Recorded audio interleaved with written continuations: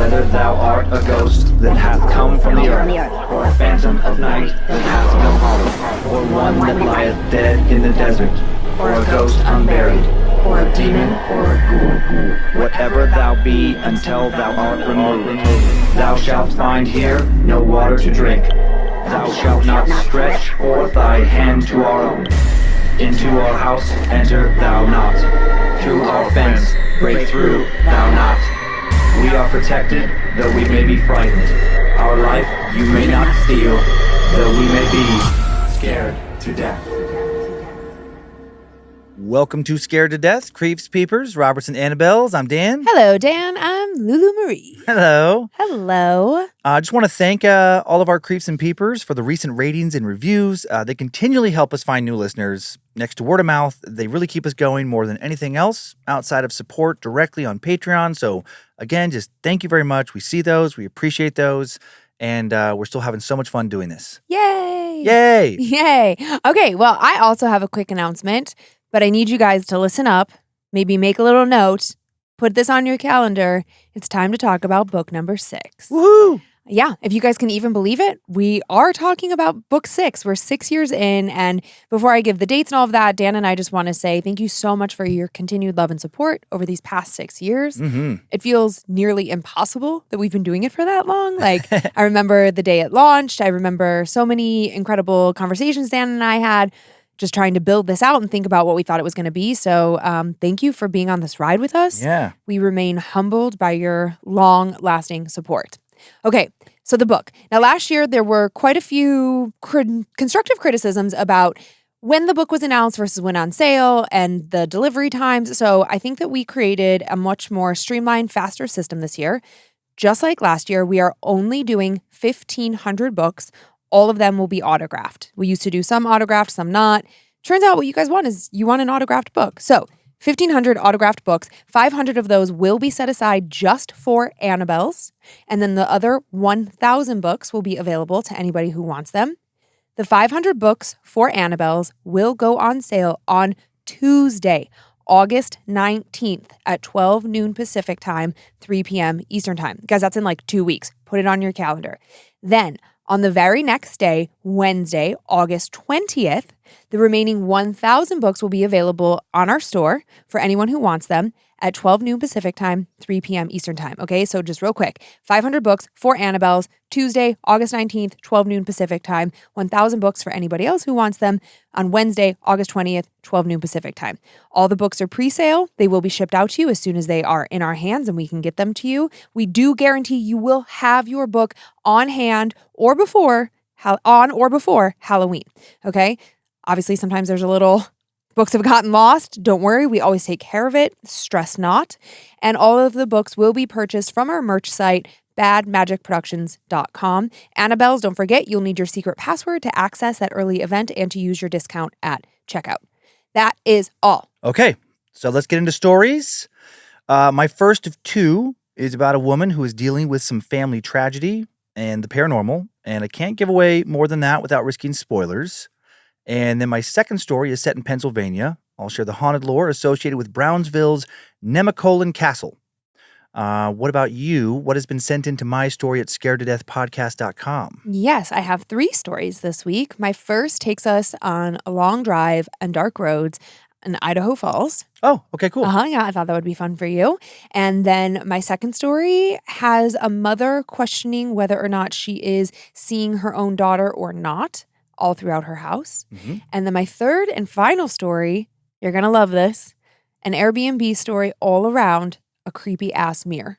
All right. And we're headed to an Airbnb in like a couple hours. So the timing of this is epic. We'll see if it has a creepy ass mirror. Oh God, I hope not. So once you've spooked up, I will start sharing my first story. Okay, well, the socks that I'm wearing this week are these cute, darling little strawberries. They're so sweet. They are. Little yawberries. Okay. For this first tale, now it's horror. We took the basic points of somebody's anonymous posting of a supposed paranormal encounter and rewrote it into a more compelling narrative form. I hope you like it, and of course, hope you are creeped out by it. Time now for the tale of Stop Hunting My Family. Holy shit, this is insane. My little brother's voice bounced off the walls, along with the clattering sound of his motorcycle helmet strapped to his duffel bag on the blonde-colored wooden floor. Chase turned in a slow circle, his eyes as wide as saucers, as he took in the expansive foyer we now stood in. "Can you believe this? I thought you would know how rich your friend is," I pointed out, laughing. But Chase was right. It was insane. The expansive modern house sat on at least a mile of private beach in Maine. But instead of the colonial houses I'd seen on the drive up or Cape Cod-style mansions with pitch gray roofs, it was a modern structure tucked behind a screen of pines that bent in the coastal winds. When I made my way up the driveway, I saw that it was almost all glass and blonde wood, like some oversized Scandinavian sauna, and flanked by beige-green seagrass and swirling paths of sand, like whoever had designed it had been inspired by Zen gardens. They probably had. I don't know how my little brother, who I still thought of as a rambunctious little kid even though he was now a motorcycle-driving, long-haired guy in his early 20s, had met the owner of this kind of place, but that had always been kind of Chase's thing. Hang out first, ask questions later. Our mom used to worry that it would send him down the path of hanging out with a proverbial wrong crowd, like we were living in some kind of 1950s greasers versus suburban parents after-school special, instead of a small town in Delaware where everyone seemed to be part of basically a blueprint of the same family. But Chase wasn't ever like that. He'd always been a good kid, small for his age, but much more charming than most kids are, always looked adults in the eye when he spoke to them, wasn't afraid of asking questions. That led to him traveling abroad for several years after he became an adult, growing into a tall, lanky dude who wore a uniform of tattered jeans and whole-speckled t-shirts, teaching English in places like Singapore and Hong Kong, working on farms, and generally traveling with faces I only ever saw pop up from time to time on his Instagram before he moved on to a new group. He seemed to have a knack for finding other people who were down for anything, whether that be taking an overnight train to a country just to have their famous street food, or completely uprooting himself for a summer, as he was doing now, as a favor to a buddy, he told me. "Who's this guy again?" I asked as I passed through the foyer into a huge open-concept living room. The view from the floor-to-ceiling windows on the other side of the room immediately took my breath away. The Atlantic Ocean was right there, the deepest blue I could remember seeing in my life, framed by sand and rocky shoreline. It was only slightly less impressive than the interior. Bleached oak floors, walls in raw white plaster, a brutalist concrete fireplace. "Where did you meet him?" "He's British," Chase said, as if that explained everything. I rolled my eyes fondly at the chasteness of the answer, as if that was clearly all that I needed to know. I hadn't asked much before agreeing to meet up with him. When Chase had asked me to spend a weekend up at his house, I'd quickly jumped at the chance. I had no idea when my little brother would be in town again. And I thought to myself, it beat being by myself in New Hampshire at the tiny facility I was doing forestry research at for grad school, waiting to see if all my funding would be eliminated or just most of it. "I think the bedrooms are through there," Chase said, pointing at an oak door with a wavy decorative cutout in the center. "And the kitchen's that way. Or, hang on." He trailed off, looking around, and we both cracked up. We'd grown up in the kind of cookie-cutter house where you knew exactly the location of every room just from entering. But this was some sort of crazy behemoth, a maze. "This is awesome," I said, crossing to give him a hug. "Thanks for inviting me." "No problem, Lizard." It's what he always called me when we were kids, insisting that Lizard was way cooler than the regular Liz. It definitely isn't. And I definitely made it clear over the years that only he was allowed to call me that. "I wish I'd had some place like this when," he started to say, but he stopped abruptly and shrugged. I still don't have some place like this, so should probably get around to having a career at some point, I guess. He laughed in a slightly wooden way, and I joined him, even though my heart was sinking a bit and my hug had become less of an excited squeeze and more of a desperate grip, like a riptide was trying to pull me underwater. You see, 9 months earlier, both our parents had died, and it was completely unexpected. It was a carbon monoxide leak. At least that's what we were told. Something went faulty with the system, and they weren't found for a couple of days. Everyone had assumed that they went away for the weekend and didn't say anything until my mom's coworkers wondered why she hadn't made it back in. They were so young, 57 and 58. I drove in from New Hampshire immediately, thinking it was some kind of bad dream, that any minute I'd wake up and realize I'd dozed off during work. But when I got there, it was real. My parents were gone, and now it was up to me and Chase to figure everything out. Except I didn't hear from Chase. I didn't want to give him the news over text, but when I tried to call him, I just kept getting a robotic voice saying that the number I'd reached had been disconnected. So I now tried to text him, but the text wouldn't go through. I finally resorted to DMing him on Instagram, and it took him 5 days to see my message. 5 days I'd spent doing things like clearing out the food my parents hadn't lived long enough to eat. 5 days while I tried to find documents I wasn't sure even existed because it wasn't like they expected to die in their late 50s. 5 days I slept at my parents' house alone, since I didn't have the money for a hotel and I didn't want to be around anybody else's family, listening to them chatter and laugh and make new memories, then listening to those happy sounds fade to abrupt silence when they remembered I was there and felt sorry for me. Honestly, I don't remember much of what happened during those 5 days. I assume I did all the things I described, but when I look back on it, it's like I blacked out. All I know is at the end of the 5 days, the doorbell was ringing, and there Chase was, my little brother who wasn't so little anymore. I think him inviting me to stay at his buddy's fancy house was his way of trying to make it up to me. Not that there was anything to make up. I don't blame him for what happened, it was just hard. And I knew there was no way of telling him how hard it was without making him feel insanely guilty. "Let's check out the rest of the house," I offered, giving him one more last squeeze. We went through the house room by room. The gallery kitchen that lay just off the living room, not the big kitchen, the real one, but a small one for making coffee and assembling dinner plates before they were whisked off into the formal dining room, I guess, which felt more like a staging place for some fabulous Gatsby-esque cocktail party. This place was insane. I'd never ever actually been inside a home like it. Next, we passed through a private screening room with plush white velvet couches, and on until we found ourselves out on the deck, overlooking the sea while the wind battered our faces and ran its fingers through our hair. We had a couple of beers, talked about what he'd been up to the last couple of months, working at a meditation retreat in California. But just as soon as I started feeling like, okay, here we go, we're going to start talking about it, Chase yawned and stood up. "I think I'm going to hit the hay," he said, stretching his arms over his head. "I'm pretty beat." "Don't you want dinner?" I asked. Yeah, he said. "My friend said we could just help ourselves to whatever's in the fridge, so I'll probably just do that." He shrugged and started to head in. "See you tomorrow." What the hell? I thought. I hadn't expected it to be, well, a joyful trip. There was too much baggage. Our parents hadn't even been dead a year. But was I crazy to expect some kind of closure? Tears came to my eyes as I remembered that on the way up to the place, I'd been thinking about telling Chase that it would be fine by me if we sold our parents' house. Something we'd gone back and forth on for months, with me wanting to keep it and Chase wanting to sell it so we could take his part and invest in some business idea he had. I'd finally come around to thinking he was right. We needed to move on and set ourselves up. But now, I swallowed down the tears and tried to keep a straight face, even though nobody was around. It was just a habit I'd picked up in the last 9 months from crying at truly inconvenient places, like when I was waiting in line at the DMV and I randomly remembered the loopy signature on my mom's license, or when I was passing by their favorite restaurant when I went back to Delaware to sign some paperwork and had a friend with me. Clearing my throat, I stood up, grabbed our beer bottles, and headed inside. Chase had already disappeared to his bedroom. He hadn't even stopped to eat. I ended up ordering some food from DoorDash since I didn't feel like cooking with somebody else's ingredients and kitchenware, and once I'd eaten, I went back to my bedroom with a glass of wine from a bottle I'd found in the fridge.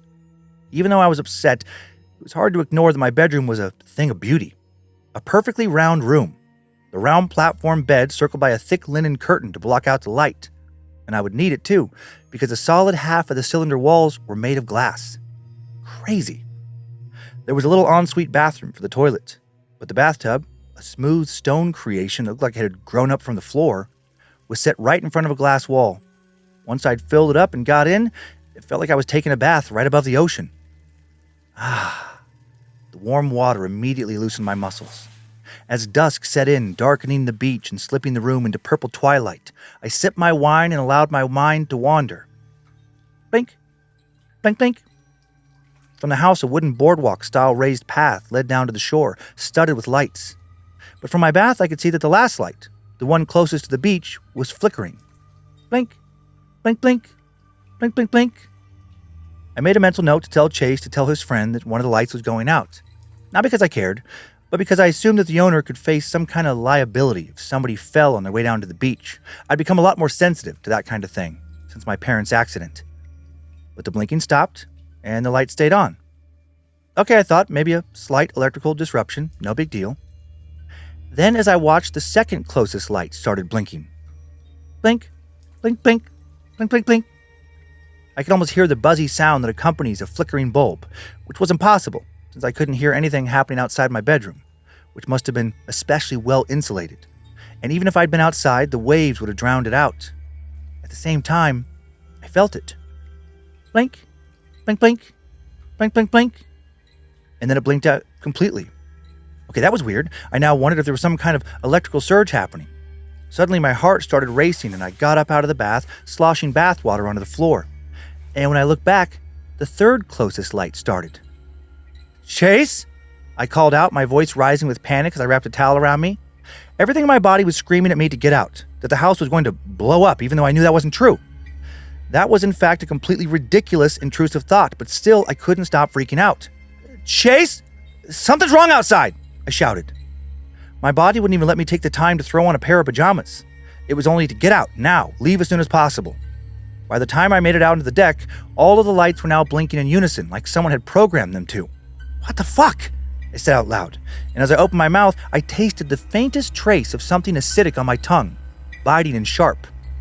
You can't taste or smell CO2, but sometimes in high quantities, you can taste something bitter. Carbonic acid. Lizard? I screamed and turned around. Chase stood behind me, the door open, spilling golden light onto the deck. He frowned, looking at my wet hair and the towel I clutched to my body. What's wrong? There's something wrong with the lights, I said, pointing, but when I looked back, they were all on just like before, lighting the path down to the beach. Wait, no, they were all blinking, like in unison, I quickly added. Oh, okay, he said, looking concerned. But it wasn't the lights that he looked troubled about. It was my reaction. I think they're solar powered or something, he said next. Maybe it's been cloudy these past few days. Are you? He started, his eyes wandering back to the table in the living room where the open bottle of wine sat. No, I'm not drunk, I said, frowning. There was something going on. I saw it. Don't you think? Chase started, sounding dismissive. He cut himself off, but I knew exactly what he was going to say. Don't you think it's more likely that it's the trauma? The trauma I refuse to talk about with you because it would make me feel too guilty. Whatever, I muttered. I'm going to bed. But on the way back to my room, I started to feel silly, like I was having some kind of temper tantrum over something Chase couldn't control. Maybe he was right. Maybe it had been cloudy. But then I remembered checking the weather before I came up, making sure it would be nice so we could enjoy ourselves on the beach. Sun. Days and days of bright, brilliant sunshine. That was the whole forecast. I pulled the curtains tight around the bed that night, but even so, I couldn't sleep. Not really. I kept tossing and turning, thinking about those lights and the taste on my tongue. A few hours after dawn, I heard the front door shut near the living room, the clatter of Chase's motorcycle helmet on the floor. Even though I hadn't slept much, I forced myself out of bed. I wanted to make breakfast to prove to Chase that contrary to what he thought, I was a fully functional person, even if I didn't feel that way. But when I entered the kitchen, I saw something that almost made me puke. Chase was wincing, hobbling to the sink on one leg. The other was bleeding copiously, staining his light-washed jeans a dark red. Oh my God, I said, rushing over to him. Are you okay? Yeah. He waved me off and hitched his leg on top of the sink to run water over the wound. Just looking at it made me nauseous. The skin shredded, the flesh underneath pink and running red like ground beef. I wanted to go into town for some coffee and milk, but some asshole almost ran me off the road. It was this or get rammed full on by some other dipshit. Chase, I couldn't keep the parental scolding sound out of my voice. You have to stop with the motorcycles. It's not safe. That guy could have killed you. Chase shrugged and tore off a paper towel from the roll. Almost did. Stop joking, I chided. My voice sounded, even to me, too serious, too intense. But I couldn't stop myself. Get rid of it. Then how am I going to get around? How am I going to get to work? He asked. Maybe you should try getting a job instead of risking your life for a hypothetical one, I snapped. Immediately I regretted it. And as he dabbed at the wound, Chase made a face that had nothing to do with the pain. Damn, okay, he mumbled as he discarded the paper towel. That was harsh. I'm sorry, I said quickly. I don't know why I said that. No, it's fine. I get it. He shook his head and looked down at the wound. I guess I'll call an Uber to the hospital, if they have an Uber here. I'll drive you. He held up a hand. Nope, I want to go alone. Fuck. I should have shut my mouth. Some version of that thought played through my head over the next hours as I moved listlessly from room to room. I debated just going to the hospital anyway, but what would that accomplish? If I did anything, one wrong move, Chase might just pack up and disappear forever, which was so unfair. He'd been the one who traumatized me, not the other way around. But now he was playing the victim, acting like I was being overbearing and condescending when really I just didn't want another member, the last member of my family, to fucking die. I realized that I was crying and tried to take some deep breaths. It was going to be okay, I told myself. Chase and I were dealing with something terrible, but he was still my brother. I just had to show him that I was here for him. With that in mind, I set about making some food. Sandwiches and cold pasta salad we could snack on over the weekend. Something he'd be able to enjoy when he got back from getting stitches. In the kitchen, I slid open the huge pane of glass that served as a door and a window and felt the cool sea breeze wash over me. There was no acidic taste on the wind, just salt and sand, the sunlight dappling the marble kitchen floor softly, a pool off to the left with a little water feature that lapped gently at the stones around it. Zzz, zzz, zzz. On the counter, my phone was buzzing. With relief, I saw that it was Chase. When I picked it up, he said cheerfully, "Hey, just want you to know that I'm heading back. It looked way worse than it was. Just had to get some stitches." "Oh, that's great," I beamed, trying not to sound as supportive as humanly possible. I wandered out of the kitchen and into the living room and added, maybe too cheerfully, "I made us some lunch for when you get back. Do you have anything you want to do this afternoon?" He sounded lighter when he replied. I was so relieved. Not sure. Maybe go surfing? I feel like I saw a place around here that rents surfboards." I giggled. "You know how to surf?" "Just standing up," he said nonchalantly. "Can't be that hard, can it?" We laughed, talked a little more, and hung up by the time I'd arrived on the deck. I felt 1,000 times better. I had zero intention of going surfing, but the idea of watching Chase and reading a book on the beach did sound so nice. Like the kind of thing we did on the infrequent trips to the beach we took with our family. They were always more into big city stuff, like going to museums and other cultural experiences. The thought made me sad, but it was a warm sad. Clunk! I turned around, expecting to see something that had blown over, a missed beer bottle from last night or something, but I didn't see anything. Not at first. But then there it was. A baseball was rolling towards me, out from the door and across the deck. I immediately felt tense, followed by feeling silly for feeling tense. Anyone could have dropped a baseball out here at some point, I reasoned. But then I stooped to pick it up, and my stomach sank. I clenched the ball in my hand. I wanted it to feel unfamiliar, and it didn't. I knew this ball. My mom had bought it for Chase when he started baseball in 3rd grade and put his name on it when he kept losing his stuff. I hadn't seen it in 2 decades. Why the fuck was it here? "Chase?" I said out loud, the wind whipping the words out of my mouth. Was he back? Was this some kind of prank? Some way of getting back at me for my rude comment that morning? I squeezed the baseball hard and stepped inside. Immediately, the living room felt cooler than I remembered, even though I couldn't hear any AC and didn't turn the thermostat on or hadn't turned it on the night before. Despite being beautiful, it also felt too empty, the walls too bare. "Chase?" My voice wobbled and I cringed at the sound of how scared I was, which scared me even further. What did I think was going to happen? I was safe. I was fine. But I didn't feel fine. Knock, knock, knock. "Chase!" I screamed, running to the living room and through the foyer to throw open the door. He must have forgotten his keys, I thought. Finally, my brother was back. I knew our relationship wasn't perfect, but if anyone could help figure out what was going on, if anyone could do something to help me relax and stop worrying about whatever I was worrying about, it was my little brother. But it wasn't Chase at the door. It was 2 children. They were staring straight ahead, not up at me, so most of what I saw was their heads. Dark hair, parted down the middle, both mid-length, so I couldn't tell what genders they were. Dread crawled up my throat, and that same acidic taste started to spread out all over my tongue, carbonic acid. "Hello," the taller one said in a strange, robotic voice that made my skin crawl. "May we come in?" I started. I had to fight to speak. My mouth felt like it was glued shut. It's not my house," I choked out. "I'm sorry, but I'm dealing with something here, and I don't think it would be safe for you guys to come in, but maybe..." "That's okay," the taller one said, in what sounded like the same voice as the other. "We'll just be a moment. We have to call our parents." Goosebumps erupted on my arms and the back of my neck. They crept up to my scalp and my hair stood on end. What kind of kid said, "We'll just be a moment"? Something was wrong with him. Something was really wrong. I don't think so. I said, I'm really sorry, but..." In perfect unison, they looked up at me, and I took a step back. They were beautiful children, pale with delicate features, but their eyes were coal black. I started, but I couldn't even finish the sentence. I stepped back into the house, slamming the door, but I could still feel them there, and I swore I heard one of them say, "It's okay. We're different now. We promise." I sat huddled with my back against the door, afraid that if I ventured too far from the door, they'd somehow open it, until I heard Chase's Uber pull up. I assumed at some point that the kids had gone.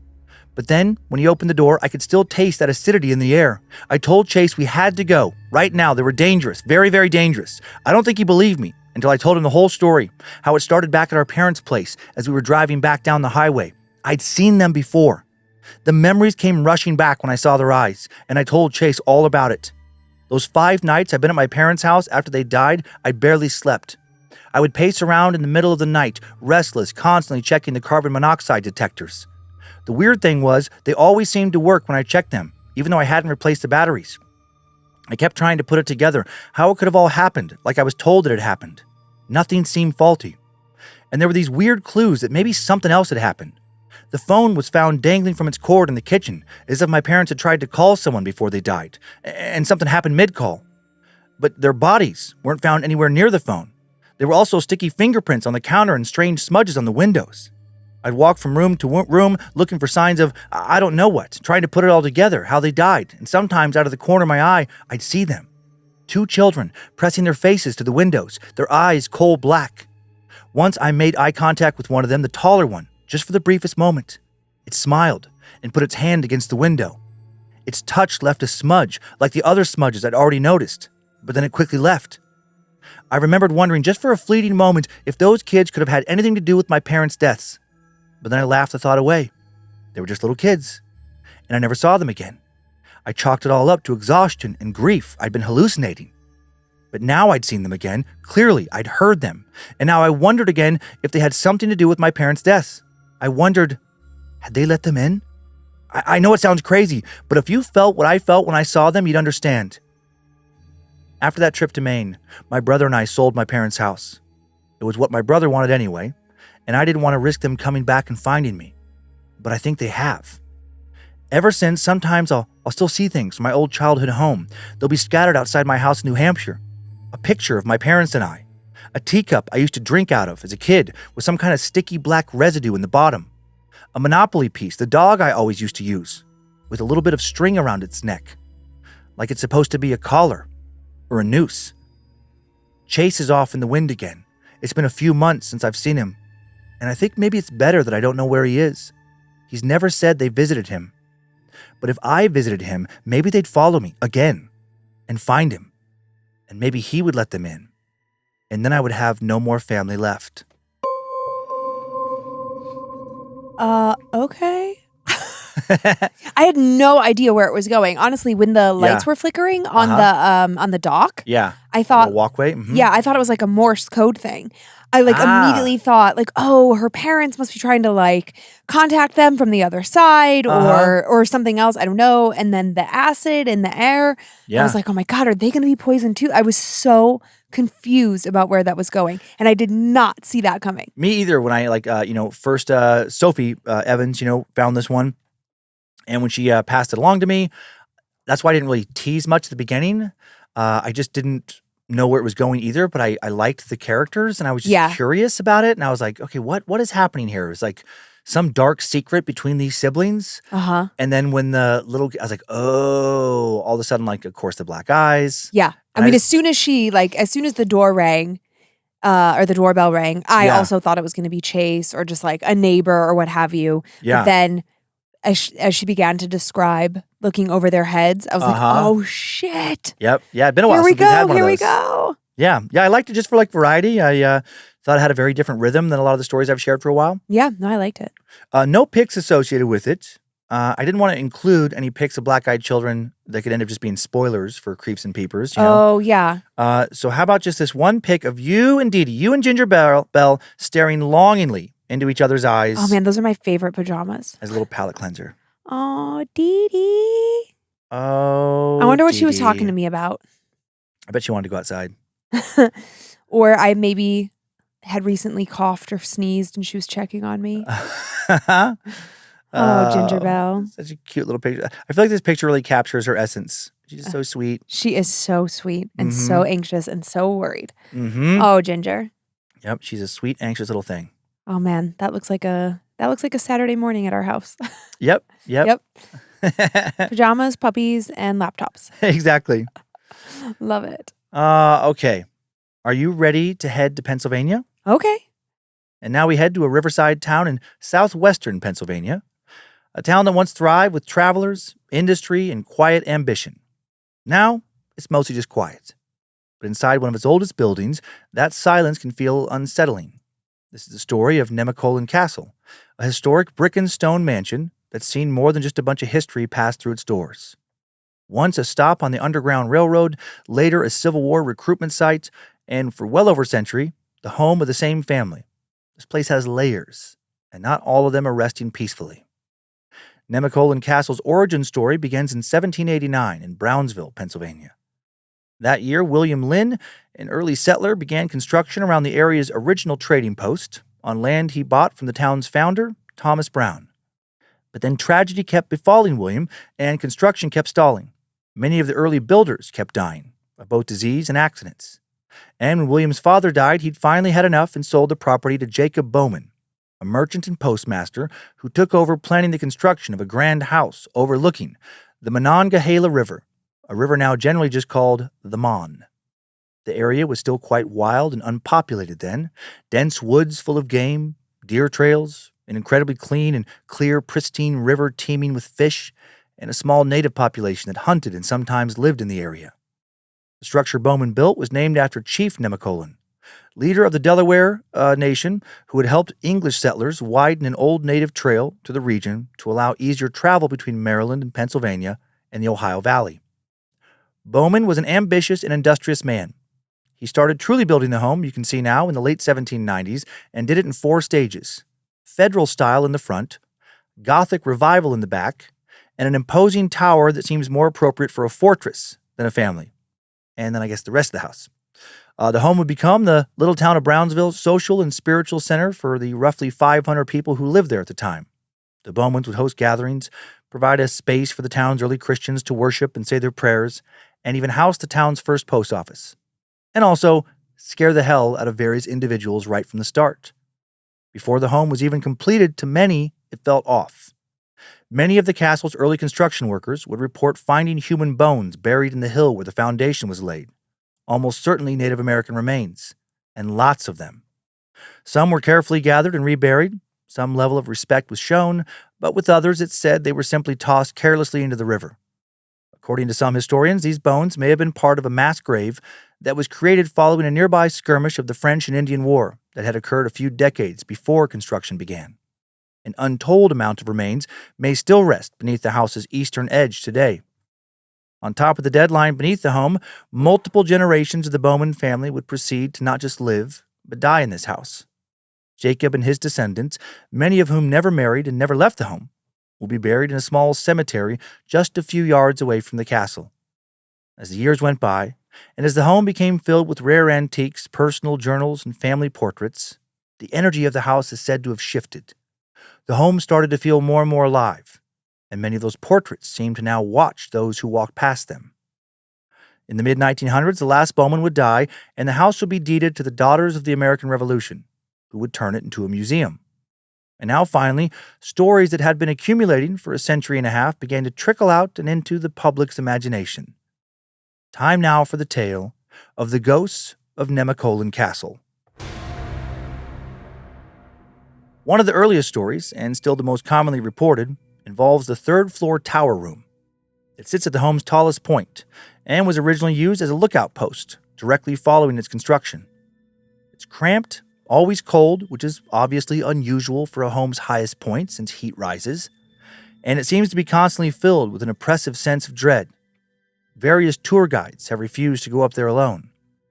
One young volunteer, Melissa, claims she was in the tower one October afternoon back in 1998, setting up decorations for an annual haunted history tour when she heard what sounded like a young girl humming, faint at first, then louder, and finally coming from just behind her, though she was alone. Sound then proceeded to circle the room before stopping suddenly. And then the silence was followed directly by the feeling of a watchful presence. Melissa spun around, looking all around her, trying to find whoever she felt was watching her, but of course she found no one. But when she was done spinning, she heard something.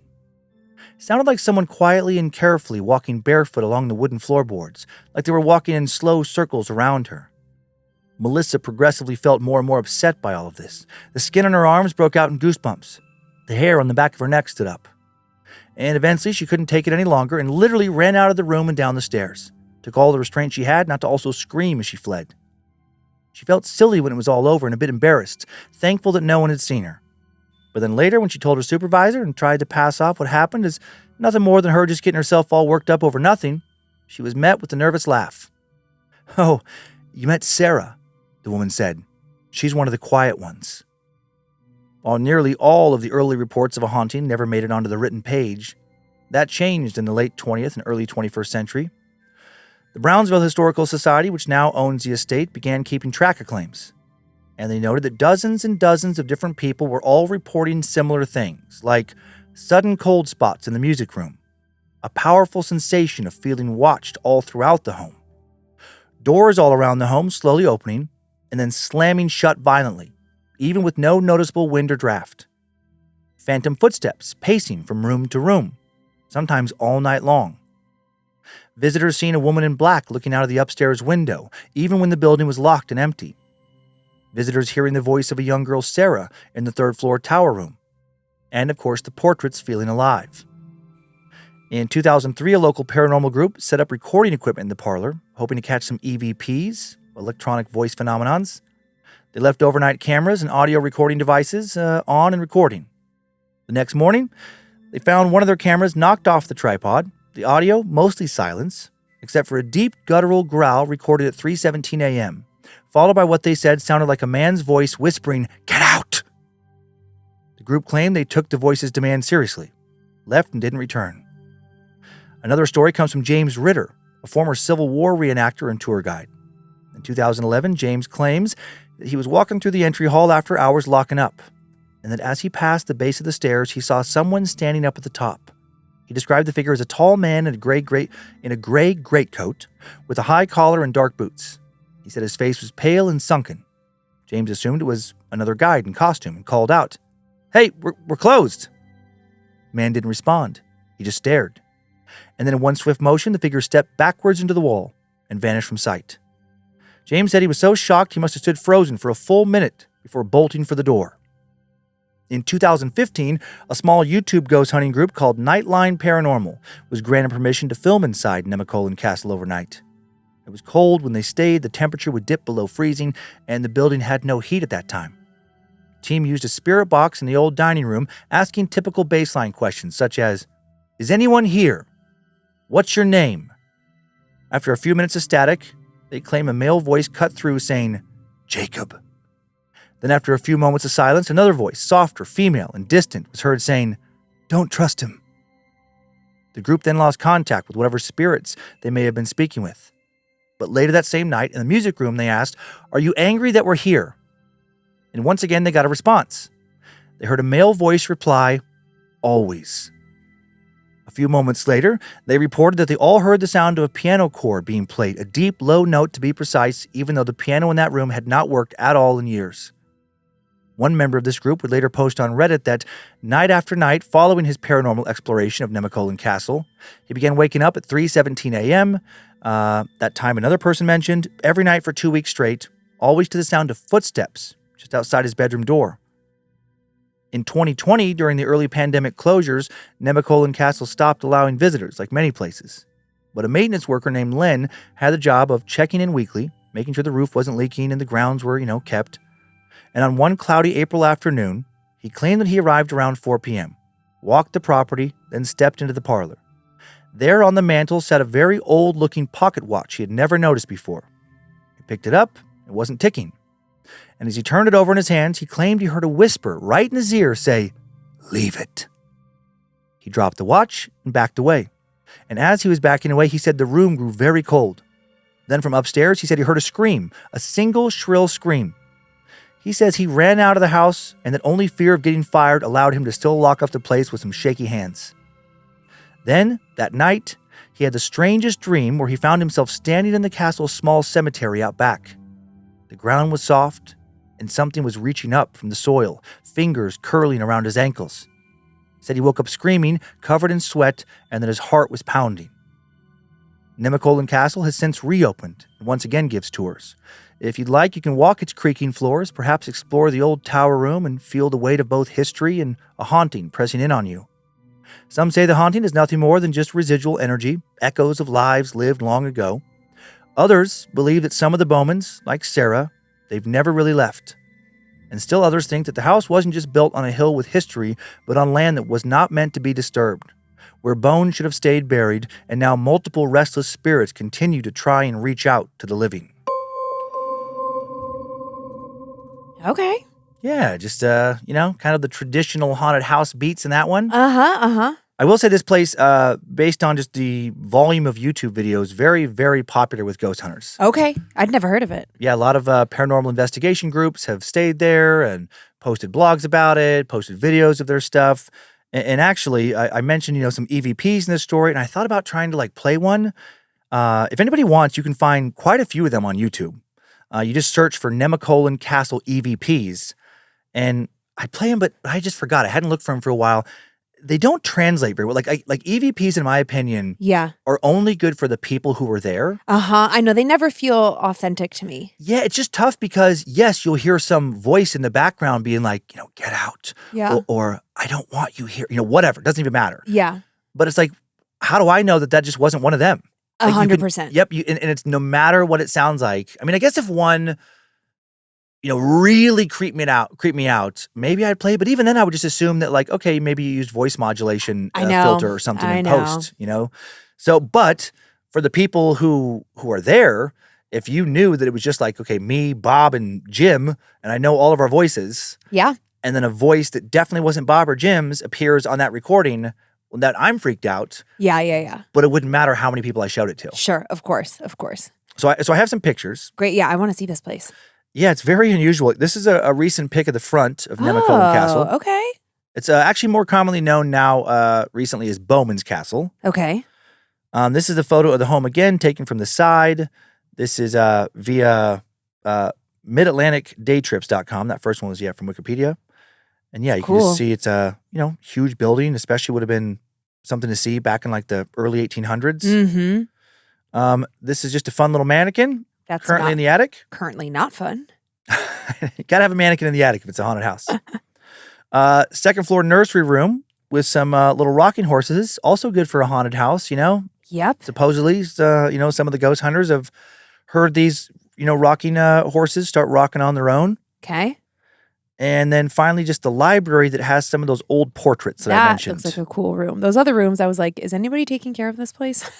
I mean, it's restored. I don't know that, since it was built kind of in a remote place, the bones are very cool. Uh-huh. I don't know how intricate all the woodwork and stuff was inside, but I mean, I just meant it looked it just looked messy. Oh, and I was like, I see. I thought this was a museum now. Well, I guess maybe they wanted to show how it was when it was, people were living there. Yeah. But yeah, that's some of the old, I think that's Jacob in the middle, the old Bowmans. And that's it. I do love a good old library in a house. I know, it is a cool thing, it just feels like such a different era, You mean where we valued reading and education? Yes, that too. I know. I was just, I've never been in somebody's house where they're like, let's go to the library. Oh. Never. I don't know that I've ever been in a house outside of a hotel that maybe was formerly a mansion or something. Uh-huh. I don't know that I've ever been in a house that had a library. No, I mean, I've been in people's houses where they have a room that has a chair and a bookshelf. Sure. Or a bookcase, but it's not, it's just their own doing. They didn't build it that way. Yeah. It's not this room with a fireplace know. and big overstuffed, deep red leather mahogany chairs. And, the walls are lined with books and the rolling ladder and Yeah, there's old scotch, bottles of old scotch and stuff somewhere. Cigars. I know, yeah. I don't even smoke cigars. But me either. Yeah, I've never, I smoked a cigar once when I was in college and Did you get sick? Oh yeah, because I was hammered already. Ugh. Then smoked a cigar, then got really ill, puking all over the place. never again. But today, if I was in a cool library, having a glass of scotch, I'm like, okay, maybe I'd puff on a cigar just a little bit, for the ambiance. I would just want like a cigarette and a long cigarette holder. Ah, yes. Or a joint. Yeah. I don't know if a joint fits the library vibe, though. Well, you can make it fit. You could. I think you can kind of make joints fit anywhere. Okay. Well, you want to get settled in for a couple stories on this side? 3 stories. Let's go. Yeah, let's go. Hey, Lindsay and Dan. Hello. I've binged Scared to Death every episode, not once, but twice. Wow, thank you. I can't get enough of you two. My whole life, I've been an empath, and I have been told by complete strangers that my aura is brighter than any other aura, and I've had numerous unexplainable things happen in my 37 years of existence. I have also been told that I'm a messenger for the deceased, that somehow people that stick around after they pass can tell that I have a gift, and this may be why these unexplainable things happen to me. I live in Idaho Falls, and back when I was dating a fella, Kurt, who I am no longer with, Kurt and I were taking his cousin back to Boise, which is about 4.5 hours from Idaho Falls. We were driving him home and returning to Idaho Falls all in one day because we had busy work schedules. We got a late start on our trip, which left us traveling back home in the late night hours. After we dropped his cousin off, I told Kurt that I was going to take a short nap while he drove before switching. At about 2 a.m., he told me that we needed to stop to fuel up. I was not fully asleep, but also not fully awake. I was in between when I heard him fueling up the car. When he opened the car door, he was talking to a man. It seemed like he knew this man by the conversation they were having. They were laughing, and it seemed like the two were long-lost friends. Then Kurt let him into our car. It was a small 2-door car, so the seat had to be pushed forward when someone got in or out of the car. When he was climbing into the back seat from the driver's side, I opened my eyes to observe a very tall, very slender, dishwater blonde, blue-eyed man who was wearing gray pants, a blue sweatshirt, and flip-flops. Because of his height, it didn't seem like an easy task, though once everyone was settled in, we started back towards Idaho Falls on the freeway from Twin Falls. I was reclined in the passenger seat, trying to get some rest before we switched driving duties. Kurt and his friend were conversing and laughing, which would disturb my slumber and keep me from falling all the way asleep. It was obnoxious, to say the least. It seemed like they had so much to say to each other, so much to catch up on. And this went on for the next hour and a half.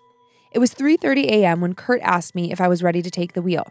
I told him that I was ready and to pull off at the next exit. His friend asked how I had slept and said that if I was still tired, that he could drive while Kurt and I got more rest. I kindly declined the offer. We passed a sign that said Cold Water Area, exit 1 mile. This exit was in the middle of nowhere, no houses, no businesses, no other cars at that hour, no streetlights to illuminate the roads, nothing. It was extremely dark and desolate out there. Kurt pulled off the exit and up to the stop sign where he put it in park. We both exited the car at the same time to switch seats. I looked in the rearview mirror to see if there were any cars coming from behind us, and what I saw was nothing. Kurt's friend was gone. It probably took us all of 4 seconds to switch seats, and neither of us had pushed our seats forward to let him out of the back. I was looking all around, wondering what was going on. I began to think, did I imagine this? Did I dream it all? Was it in my head? Am I fucking crazy? I must have dreamt all of it. Yes, it must have been a dream because the dude was gone and we didn't let him out of the car and he was nowhere to be found. I didn't ask Kurt about his friend's whereabouts because I didn't want to worry him or worse, have him think that I was absolutely fucking nuts. I put the car in drive because my heart was pounding and then Kurt looked over at me and said, "Hey babe, where's that guy?" My heart skipped a few beats. "You saw him too?" "Of course I fucking saw him. He's been talking to me all night." We both fell silent for what seemed like an eternity, trying to piece together what had happened in our minds. I asked Kurt if he had his friend's number, and he replied, "I don't have his number. I don't even know him." At the gas station, he said he was headed in the same direction and asked if we had room for one more. He seemed like a nice enough guy, so I let him come along. I couldn't believe my fucking ear holes.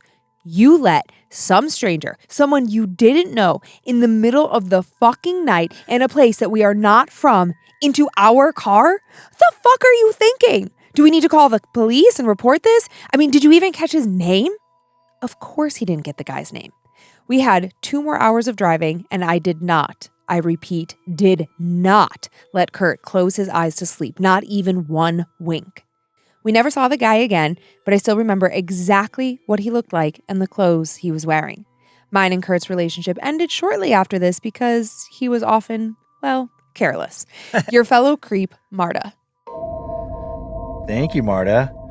I haven't thought about hitchhikers in a while. Yeah, we haven't had a phantom hitchhiker story in a little bit. Yeah. And I just haven't thought about hitchhiking in a while where as I would have had her reaction. Like her reaction, Marta, like 100% legitimate. Yeah, like what are you fucking thinking? And then it just made me think about just how much your physical appearance plays into like whether or not somebody would ever pick you up. Yes. Oh, you're screwed. I know. That's what I was thinking. I'm like, God, if I ever got like stranded somewhere and just needed like, a ride somewhere, almost no one would pick me up just based on physical appearance. No, like you're screwed unless someone who also looks like, well, you're screwed unless you're in Idaho, Montana, Wyoming, like other lumberjacky looking dudes around who will size you up and think like, all right, I could take him if I needed to. Yeah. Or like, oh, okay, well, if they can personalize and say he looks like, like well, my brother. Yeah. Or like, oh, he looks like me. Yeah. Just having a rough go, Uh-huh.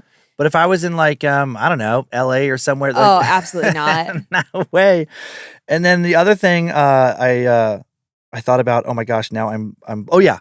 I also thought about how I could see myself, I mean, not having the experience like Marta and, oh my gosh, I wrote Kurt had. But if it was like, one of those cases of just one person thinking that they saw somebody, like where did they go? Just that at the end there where just like, they missed, like, oh my gosh, he clearly was a ghost because we don't know where he is now. Yeah. I just realized like I'm not in certain situations in life like observant of like details. I'm just in my own little world. Correct. And it just made me think of literally this morning, I texted you about Jess about wanting your physical therapist information. And so I'm like, okay, I'll see if she gets back to me right away, but I was about ready to leave the gym. And so then I walked out the door, got in the car, and I was parked right in front of the gym. And then your text came through. And I was like, oh, okay, well, it just came through. I'll walk back in and give it to her. And then I walked back in and she was nowhere to be found. And I think what happened was she must have left right after me. And I did not notice at all her walking right by me and just walking down the sidewalk and leaving. But I was like, oh yeah, I'm the kind of person who would convince myself that I had a phantom hitchhiker when I'm just a regular person who just walked away. And in my just weird, blissful, just being somewhere else in my head, I would think that they just disappeared. Yes. I'm aggressively rolling my eyes. I love you so deeply. One of your unfortunate, frustrating qualities is your lack of attention to details. Oh yeah. But it's like, it's not in work. It's not in storytelling. It's just like in the world. Yeah. Or like we have conversations. Just the other day, I was like reminding you of something and you were like, what? Yeah. What are you talking about? As if the conversation that we'd had an hour before had never fucking happened. Yep. My mind just moved on and then I had to like reset. Or I'll go to a restaurant that I've been to, I don't know, 24 times for years. And for the first time, I'll actually look up and be like, oh, wow, they have all this crazy stuff on the ceiling. Or they have all this stuff. And I'm like, I never saw it. And you're like, yeah, it's literally been there the entire time. It's okay. It works well in our household because, like, I like to move things around and reorganize. Yeah. And you know what? You're not too hung up on the details. Nope. All right. Let's head off to one of my favorite places, Ohio. Hello, my king and queen of all things bad magic. Oh, thank you. My name is Katie, and I live in a rural town outside of Cincinnati, OH. She wrote it. I had to say it. I live in a super cute home that I adore. We have enough bedrooms for our 2 kids and 1 extra for visitors. We have an acre to ourselves, a pool, and an adorable deer family in our quiet neighborhood. I'm obsessed. Wow. I'm not a Darren, but I'm also not moving. My son wakes up on his own in the mornings. He gets his own cereal and watches mind-numbing YouTube videos for an hour or so before I get out of bed to start the day. One morning, I came downstairs, shuffled to the coffee maker, and said, "Good morning," to my little man. My son, who is very much like his father and an avid morning person, said, "Hey, Ma, who was the man in the hallway last night?" Insert record scratch. "What's that, bud? What do you mean?" He goes, "Well, I was asleep in my room and I kept hearing the creak of the floor in the hallway, and I was super annoyed that Sissy was being so loud. So I sat up and I huffed at her, but then I saw a man standing there. I shrugged and I went back to sleep. Again, he's my husband. My ass would have woken up the entire house with my freak outery. My husband is a skeptic and said he was dreaming. My daughter and I bought the sage and crystals one can afford in one trip to Amazon and cleansed the F out of the house. A few weeks later, I was home alone with my 2 kiddos. It was after school, but before dinner. I was sitting with my dog, who is a glorified, sleeping, snoring potato of a creature, in the recliner. I saw my daughter walk down the stairs in her school outfit. Black jeans, black hoodie, the normal moody teen uniform. She walked into the living room, glared at me, and then continued on into the kitchen. I shrugged. She's a teenage girl. She's probably mad that I looked at her. I thought, well, at least she's eating something. Not 30 seconds passed, and my actual daughter walked down the steps and into the living room, sleepy-eyed in her lucky purple pajamas, saying she fell asleep after school and then asked about my day. It was impossible for my daughter to have changed that quickly or to have gone back upstairs without me seeing her. She grew concerned when my face turned pale and I asked her what she wore to school that day. Black jeans, black hoodie. Why? Well, fuck a duck. I simply replied, let's stage the house again tonight. I swear you just came down the steps just now, but clearly you didn't. A few days later, I pulled into my driveway. I saw my daughter walking into the house from the carport of the driveway. She was wearing gray pants and a green shirt that I had never seen before. What was weird was that my daughter was more vampire than human. She hates the sun, she hates the outdoors, she hates all things bug-related. Why would she be outside? I went inside as she was coming down the stairs wearing black jeans and a black hoodie. No green shirt, no gray pants.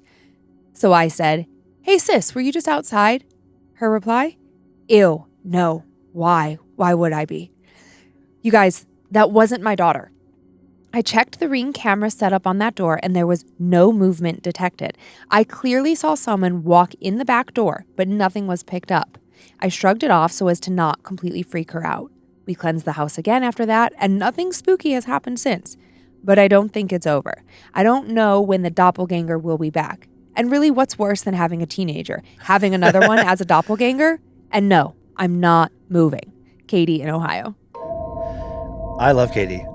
I feel like we could be friends with Katie. Yeah. Not that we couldn't be friends with a lot of people who write it, but it's like Katie seems very much like same sensibility. Uh-huh. Katie just seems like she's from Ohio.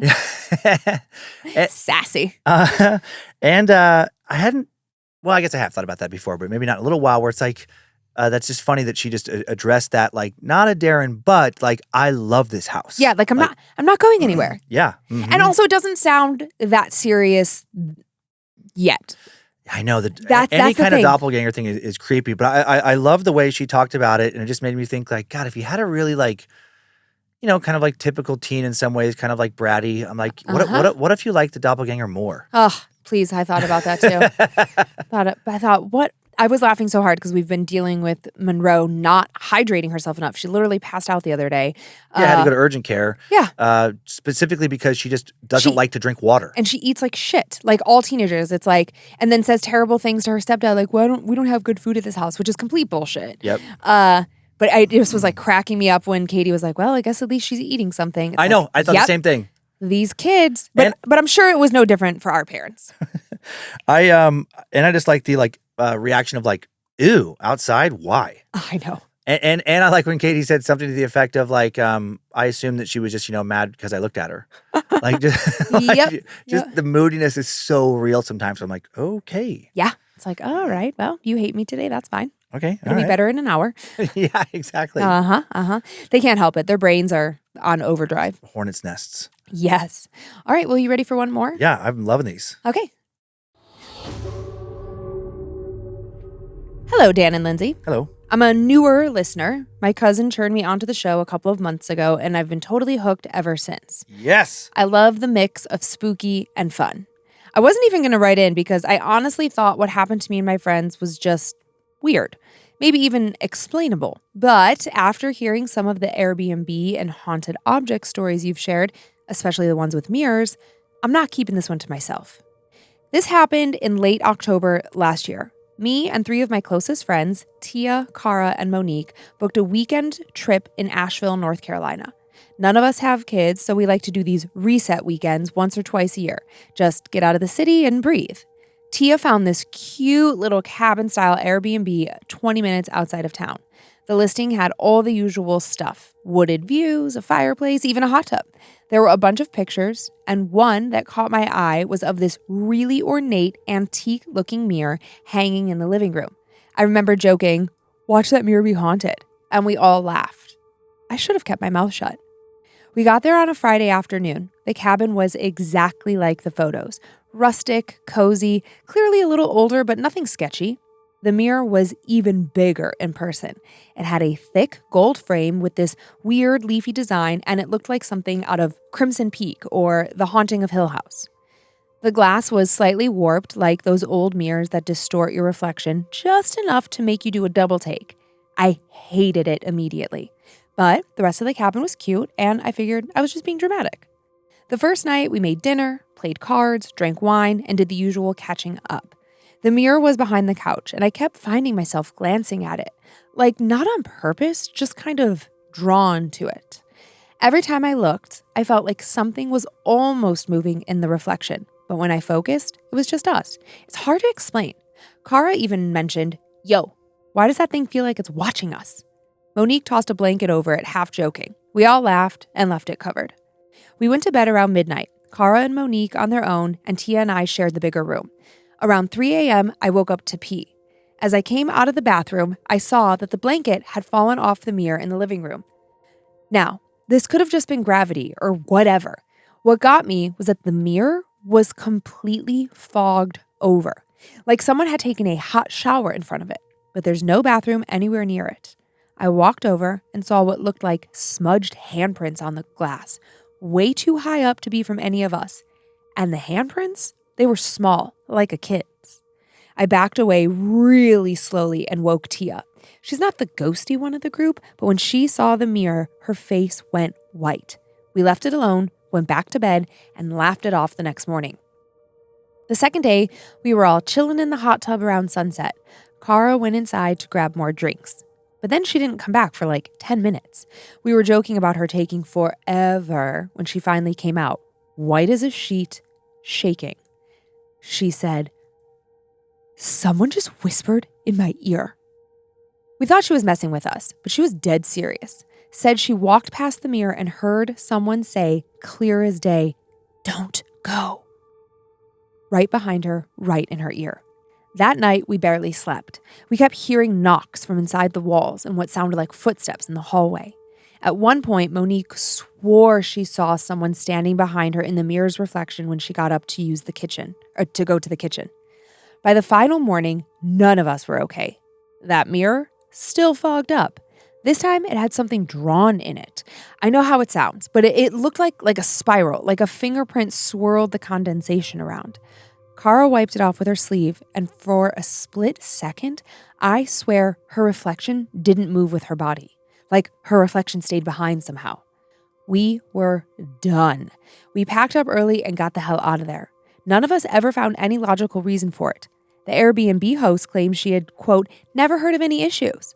But she also never acknowledged the mirror in her messages either. Tia even tried to report the listing for unsafe conditions, just to get it looked at, but nothing came of it. Anyway, I wanted to share because I understand the desire to brush things off, but that mirror, it had something in it. I don't know if it was haunted, cursed, or just like a thin spot between whatever veil people talk about. But I'm telling you, we brought nothing into that cabin, and we sure as hell left something behind. Thanks for letting me get this off my chest. Keep doing what you do, and stay safe, Marisol. Thanks, Marisol. That whole thing about like the condensation, like forming where it's not like a mirror in a bathroom or any place, that would freak me out so bad. Yeah, because how would that even happen? Yeah, and then like the little handprints that were smaller than like Monique or Tia or Cara, like anybody there. Yeah. Man, they stayed, I think, longer than I would in that situation. I know. I do like that they left early, but I'm like, you could have left earlier. Yeah. I mean, it sucks, like, oh man, Asheville's such a magical town.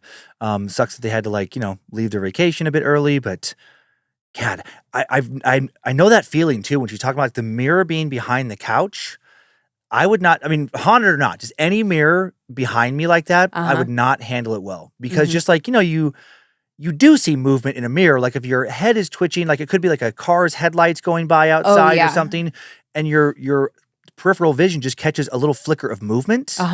And I would start to convince myself for sure that something is moving around in the mirror that's not supposed to be there. Sure. And I would want to put like a sheet over it. Yeah. But then if I put a sheet over it, then I would be convinced that there is something like right there in the mirror. Oh, yeah. Like And if it's you angry. pulled the sheet down, it would be right there staring at you. Yeah, I would just get myself, neither situation would be good. And I would just get myself, I'm getting worked up now and I'm not even near a mirror. I would not like that at all. That could be like such a fun thing to explore of like, somebody brings a mirror or is somewhere with a mirror, covers it, and then is like mocking themselves, like laughing like, oh my God, what am I doing? They take the sheet down. There's nothing there. Yeah. And then they kind of like fall into this routine. They do it a couple times. And then when they least expect it, they pull the mirror down and there is something there. Yeah. I love builds like that in horror movies. Where it's like, you think it's going to happen and then you're like, I know it's coming. And then it takes so long to happen. Yeah, me too. I know. Me M. too. Night Shyamalan is usually really good at that. Yeah, good stuff. Those are really fun. Yay. Thank you, Oh, everybody, for sending those in. Yeah. Okay. Well, I can start the Annabelle shoutouts if you want. Yeah, do it. Okay, great. Well, we'll be announcing what we're donating to in the month of August in the next couple of weeks. But for now, thanks to the following Annabelles who keep this show going and make our monthly donations possible. Bryce Hagan, Cynthia Legault, Mandy Taylor, Hunter, Dolly Tampton, Randolph Verberg, Megan Taylor, Liz Belkers, Kelly, oh my gosh, sorry, Kelly, I just smashed your two names together. Kelly Manella and Amaline. Oh my God. What? Nothing. I just wanted to really scare you. Oh my God. I scared you way more than I thought I would. I wish we still had a camera. Oh my gosh, Lindsay's looking, she's so angry right now. I wanted to scare her, but oh my God, got her so much more than I was expecting. As she was reading the names, I just kept looking behind her like, what's going on over there? And then I started to freak out and back away. She just like ripped her headphones out like she's almost crying. I'm so mad at you. Woo! Do you have your phone in here? I don't. I'm trying to look insane right now. I know. I wanted to get a picture. I actually looked for my phone too because I'm like, oh, I wanted to take a picture of you. Like, I got your adrenaline going.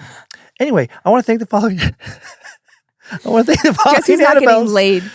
Oh, God. God, I wish we still, that's like one of the first moments in a long time where I wish we still had the cameras because holy shit. I wanted to scare you a little bit, so much more than I expected. That was so unfair. That was so mean. I know. At least I didn't do it at night though when we were recording at night.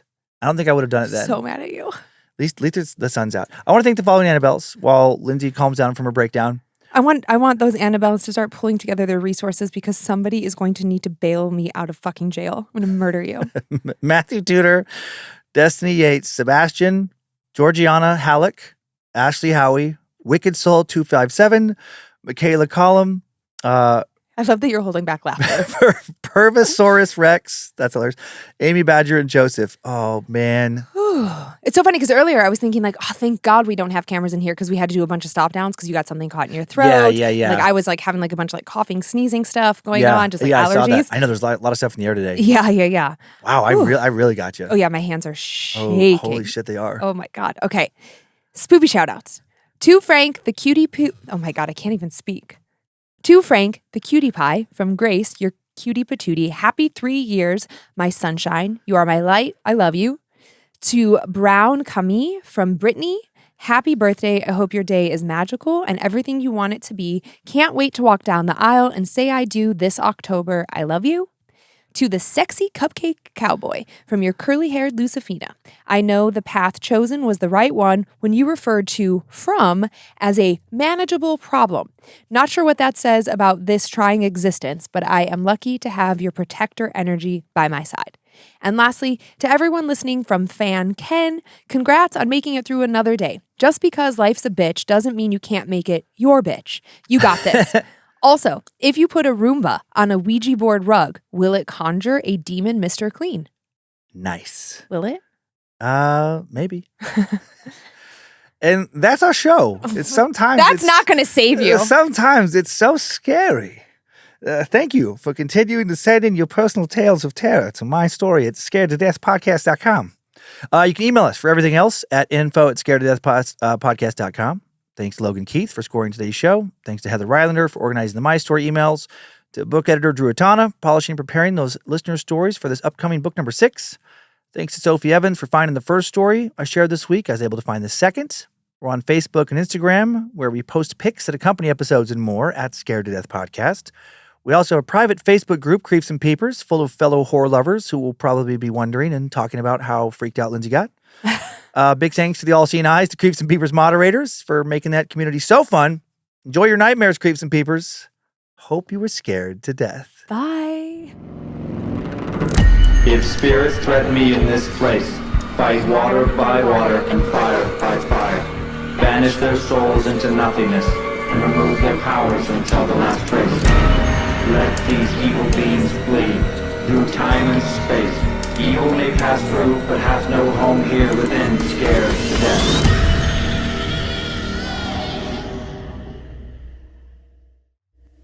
Mad Magic Productions. God, if I ever got like stranded somewhere and just needed like, a ride somewhere, almost no one would pick me up just based on physical appearance.